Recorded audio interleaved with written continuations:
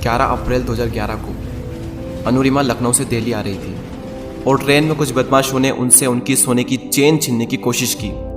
Anurima volleyball champion थी। उन्होंने एक स्पोर्ट्स वुमेन स्पिरिट दिखाई और सोने की चेन देने से इनकार कर दिया।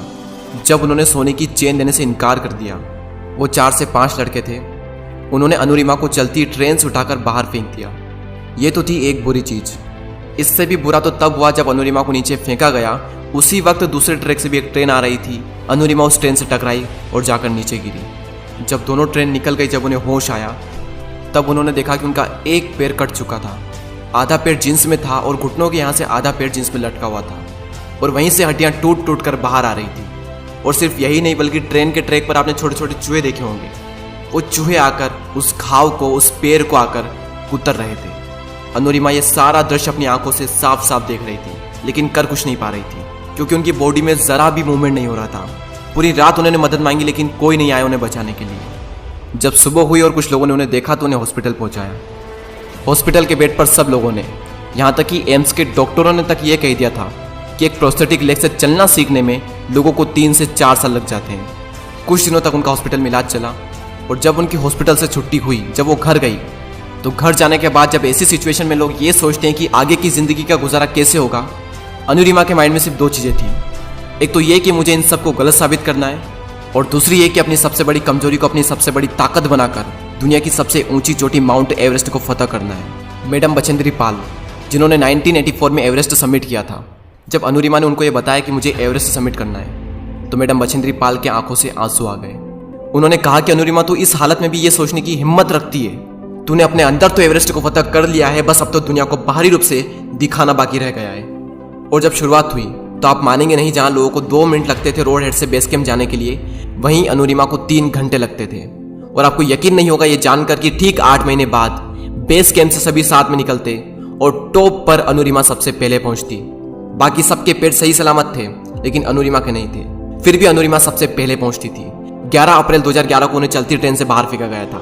एम्स के डॉक्टरों का कहना था कि एक प्रोस्थेटिक लेग से चलना सीखने में लोगों को 3 से 4 साल लग जाते हैं। 21 मई 2013 को वो दुनिया की सबसे ऊंची चोटी पर थी। कैसे? लोगों को लगता था कि अनुरिमा ने अपने इस गोल को अपने पैरों से क्लाइम किया, लेकिन अनुरिमा का यह कहना है कि उन्होंने अपने इस गोल को अपने पैरों से क्लाइम किया ही नहीं। उन्होंने अपने इस गोल को, अपने इस मिशन को अपने पूरे दिल और दिमाग से क्लाइम किया। और जब अनुरिमा रात को क्लाइम कर रही थी, क्योंकि रात को वेदर बहुत ही नॉर्मल होता है, इसलिए रात को क्लाइंबिंग करना थोड़ा आसान होता है, तो जब वो रात को क्लाइम कर रही थी तब उनकी आंखें फटी की फटी रह गई।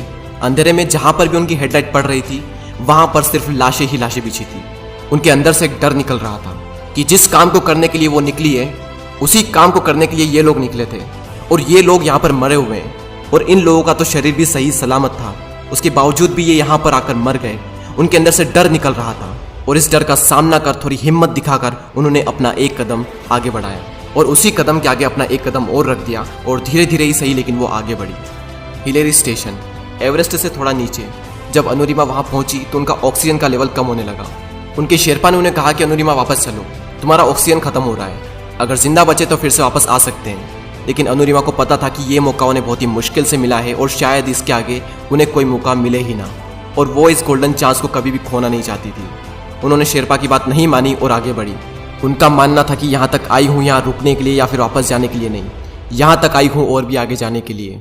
और ठीक 1.5 घंटे बाद वो दुनिया की सबसे ऊंची चोटी पर थी और इतिहास रच दिया उस लड़की ने, जिसे एम्स के डॉक्टरों ने कहा था कि 3 से 4 साल लगते हैं एक प्रोस्थेटिक लेग से चलना सीखने में। और चलना फिरना छोड़ो, 2 साल में उसने एवरेस्ट को फतह भी किया और बता दिया पूरी दुनिया को कि इंसान विकलांग दिमाग से होता है, शरीर से नहीं। और अगर एक बार आपने किसी काम को करने की ठान ली और उस काम को करने के लिए आप अपनी जान लगाने को तैयार हो, तो दुनिया की कोई भी ताकत आपको हरा नहीं सकती।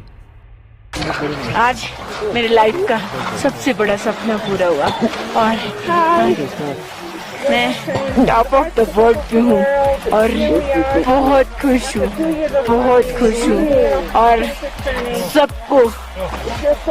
सबको ये मोटिवेशन देना चाहती हूँ कि हर आदमी अगर अपने लक्ष्य को बनाए तो वो कभी नहीं हार माने और वो अपने टॉप को, अपने लक्ष्य को जरूर पाएगा। पिंजरे को तोड़कर पंख खोलकर भर ले एक उड़ान, जिंदा उम्मीदों का लेकर जैसे रात बढ़ता